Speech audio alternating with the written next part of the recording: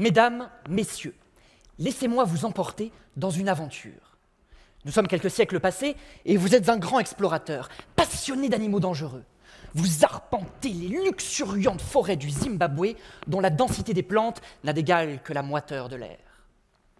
Votre bras s'approche de la canopée, oui, vous êtes très grand, se saisit d'une liane et cette liane, animale et non végétale, se détend, se projette et vous mord.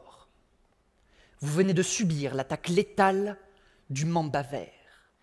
Vous titubez, tombez au sol, implorez un remède qui n'existe pas encore et mourrez. Saut temporel. Nous voilà revenus en 2023. Les cancers représentent encore un des plus grands défis pour la médecine moderne. Ils se développent sous la forme de tumeurs qui grossissent petit à petit, mais ne sont actuellement visibles qu'à partir d'une taille d'1 centimètre.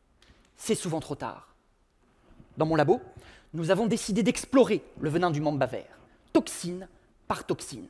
Et bingo, l'une d'entre elles, la mamba-quarétine, inoffensive bien sûr, est incroyablement spéciale. Cette toxine est capable d'aller se fixer, en se repérant, sans boussole, elle, à une protéine présente uniquement à la surface des cellules cancéreuses. Et c'est la seule à le faire. Je vous vois venir, on se calme tous, là, on a tout breveté. Mon pari, utiliser cette toxine pour permettre un diagnostic plus précoce et plus précis de ces maladies. Mais la mamba-quarétine naturelle est invisible. J'ai appris, après 1 an de recherche, à la transformer en une véritable fusée de détresse, super lumineuse, en utilisant un atome radioactif. Pas de panique, à des doses aussi faibles, la radioactivité reste sans danger.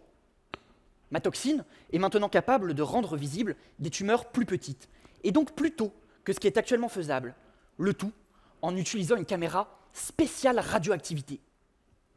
Mon travail, en tant qu'ingénieur doctorant, est donc de 1. Synthétiser, molécule par molécule, une forme détectable de ma toxine, 2. L'injecter dans des modèles animaux atteints de différentes formes de cancer, pour 3. Prouver que ma molécule, maintenant bien brillante, permet un diagnostic plus précoce de ces maladies. Les premières images, obtenues sur des tumeurs rénales, sont pleines d'espoir. Je vois maintenant des tumeurs de 3 mm, 3 fois plus petites qu'avant. Les tests sur patients humains sont quant à eux prévus pour un futur proche. Revenons maintenant dans notre forêt tropicale. Mais en 2023, votre bras, toujours aussi grand, se saisit d'une drôle de liane qui se détend, se projette et mord un bocal de récolte. Quelques précieuses gouttes de venin y tombent, porteuses d'espoir pour des millions de malades.